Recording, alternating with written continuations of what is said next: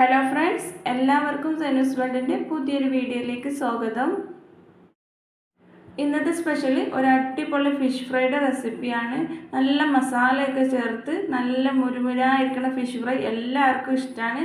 അപ്പോൾ നമുക്ക് ടേസ്റ്റി ആയിട്ടും അതുപോലെ എന്നും ഉണ്ടാക്കുന്നതിന് വ്യത്യസ്തമായിട്ടുള്ള ഫിഷ് ഫ്രൈ ആണെന്നുണ്ടെങ്കിൽ എല്ലാവരും ഇഷ്ടപ്പെടും. മീൻ പൊരിയൊക്കെ നമ്മൾ വീട്ടിൽ എന്നും ഉണ്ടാക്കുന്നതാണ്. അപ്പോൾ എന്നും ഉണ്ടാക്കുന്നത് വ്യത്യസ്തമായിട്ട് നല്ല ടേസ്റ്റി ആയിട്ട് അതുപോലെ കൂടുതൽ ഇൻഗ്രീഡിയൻസ് ഒന്നും ചേർക്കാതെ നമുക്കിന്ന് അടിപൊളിയായിട്ടുള്ളൊരു ഫിഷ് ഫ്രൈ എങ്ങനെ ഉണ്ടാക്കിയെടുക്കുന്നതെന്ന് നോക്കാം. ഫിഷ് ഫ്രൈ റെഡിയാക്കിയെടുക്കാൻ വേണ്ടിയിട്ട് ഞാനിവിടെ മീനൊക്കെ ക്ലീനാക്കി ചെറിയ ചെറിയ പീസായിട്ട് കട്ട് ചെയ്തെടുത്തിട്ടുണ്ട്. ഈ ഫിഷ് ഫ്രൈ നമുക്ക് ഏത് മീൻ വെച്ചും ഇതേ റെസിപ്പി പ്രകാരം ട്രൈ ചെയ്യാവുന്നതാണ്. മീനൊക്കെ നല്ലപോലെ കഴുകി അതിലെ വെള്ളമൊക്കെ കളഞ്ഞെടുക്കണം. എന്നിട്ട് നമുക്ക് ഇതിലേക്ക് ആവശ്യത്തിലുള്ള മസാല റെഡിയാക്കിയെടുക്കാം. ഞാനിവിടെ ഒരു മിക്സിയുടെ ജാറിലേക്ക് കുറച്ച് ഇഞ്ചി, വെളുത്തുള്ളി അതുപോലെ കുറച്ച് ചെറിയ ഉള്ളി കൂടി ചേർത്ത് കൊടുത്തിട്ടുണ്ട്.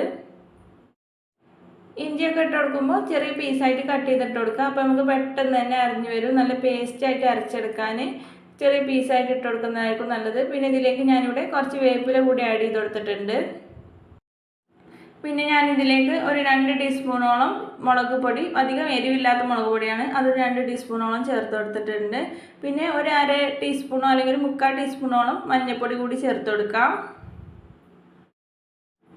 ഒത്തിരി എരിവുള്ള മുളക് പൊടിയാണെന്നുണ്ടെങ്കിൽ അതിനനുസരിച്ച് ചേർത്ത് കൊടുത്താൽ മതി. പിന്നെ ഇതിലേക്ക് പുളിക്ക് ആവശ്യത്തിന് കുറച്ച് വിനാഗിരി കൂടി ചേർത്ത് കൊടുക്കാം. നാരങ്ങ നീരായാലും കുഴപ്പമില്ല. ഞാനിവിടെ സുർക്ക ഏകദേശം ഒരു ടീസ്പൂണോളം മാത്രമാണ് ചേർത്ത് കൊടുത്തിട്ടുള്ളത്. പിന്നെ ഞാനിതിലേക്ക് ഒരു 1.5 ടീസ്പൂണോളം വെളിച്ചെണ്ണ കൂടി ചേർത്ത് കൊടുത്തിട്ടുണ്ട്. ആവശ്യമാണെന്നുണ്ടെങ്കിൽ കുറച്ചുകൂടി ചേർത്ത് കൊടുക്കാം. നമ്മൾ മസാലയൊക്കെ അരച്ചെടുക്കുമ്പോൾ കുറച്ച് പേസ്റ്റായി കിട്ടാൻ വേണ്ടിയിട്ട് കുറച്ചുകൂടി ചേർത്ത് കൊടുക്കാവുന്നതാണ്. ഇനി ഇതിലേക്ക് ആവശ്യത്തിലുള്ള ഉപ്പ് കൂടി ചേർത്ത് കൊടുക്കാം. പിന്നെ നമ്മൾ ഇതിൽ ഏറ്റവും ടേസ്റ്റിന് വേണ്ടിയിട്ട് ചേർത്ത് കൊടുക്കുന്നത് വലിയ ജീരകമാണ്. വലിയ ജീരകം ഒരു 3/4 ടീസ്പൂണോളം ചേർത്ത് കൊടുത്തിട്ടുണ്ട്. എന്നിട്ട് നല്ല പോലെ തന്നെ പേസ്റ്റായിട്ട് അരച്ചെടുക്കണം. ഇപ്പോൾ ഇതാ നല്ല പോലെ അരഞ്ഞു വന്നിട്ടുണ്ട്. നമ്മൾ അരച്ചെടുക്കുന്ന സമയത്ത് നമുക്ക് ആവശ്യമാണെന്നുണ്ടെങ്കിൽ 1-2 ടീസ്പൂൺ വെളിച്ചെണ്ണ കൂടി ചേർത്ത് കൊടുക്കാം. വെള്ളം ചേർത്ത് കൊടുക്കരുത്. ഇനി നമുക്കിത് കഴുകി വൃത്തിയാക്കി വെച്ചിട്ടുള്ള മീനിൽ തേച്ച് പിടിപ്പിച്ച് കൊടുക്കാം. നമ്മൾ മീനൊക്കെ കഴുകിയിട്ടുണ്ടെന്നുണ്ടെങ്കിൽ കുറച്ച് സമയം വെള്ളമൊക്കെ നല്ല പോലെ തന്നെ വാർന്ന് വരുന്നവരെ വെയിറ്റ് ചെയ്യണം. നമ്മൾ ഏത് ഫിഷ് ഫ്രൈ ചെയ്തെടുക്കാൻ വേണ്ടിയിട്ട് മസാല തേച്ച് കൊടുക്കുകയാണെന്നുണ്ടെങ്കിലും അതിൻ്റെ വെള്ളത്തിൻ്റെ അംശമൊക്കെ നമ്മൾ കളഞ്ഞു കൊടുക്കണം. എന്നാലേ നമ്മൾ മസാലയൊക്കെ പിടിപ്പിച്ച് കൊടുക്കുമ്പോൾ മീനിൽ നല്ലതായിട്ട് മസാലയൊക്കെ പിടിച്ച് വരുള്ളൂ.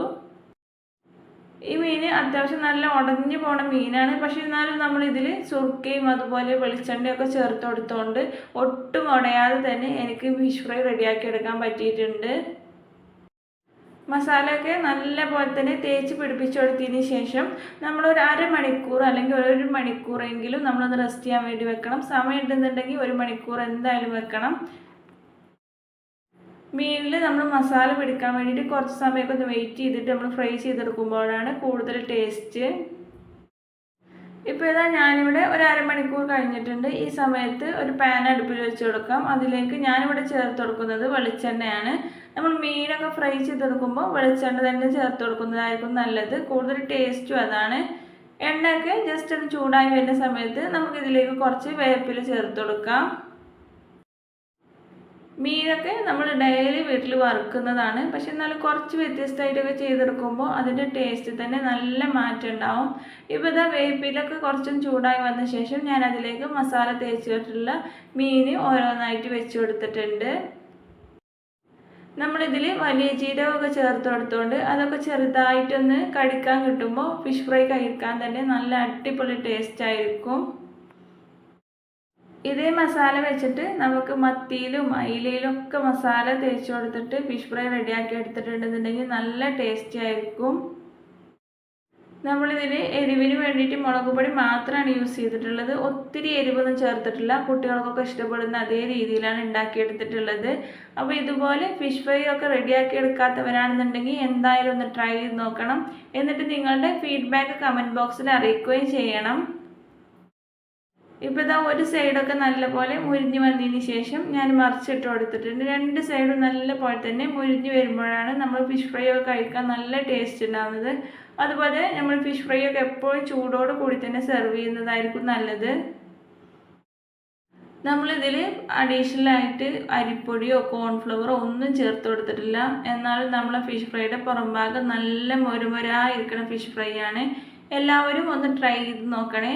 ഇതിൽ ഇഞ്ചി വെളുത്തുള്ളി അതുപോലെ വലിയ ജീരകം ഒക്കെ പുറത്ത് ഇങ്ങനെ നല്ലൊരു കോട്ടിംഗ് ആയിട്ട് നിൽക്കുമ്പോൾ നല്ല അടിപൊളി ടേസ്റ്റിലുള്ളൊരു ഫിഷ് ഫ്രൈഡ് റെസിപ്പിയാണ്.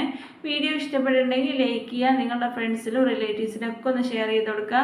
വീഡിയോ സബ്സ്ക്രൈബ് ചെയ്യാതെ കാണുന്നവരാണെന്നുണ്ടെങ്കിൽ ഒന്ന് സബ്സ്ക്രൈബ് ചെയ്ത് സപ്പോർട്ട് ചെയ്യണേ. വീണ്ടും നല്ല റെസിപ്പി ആയിട്ട് വരുന്നതാണ്. Thanks for watching.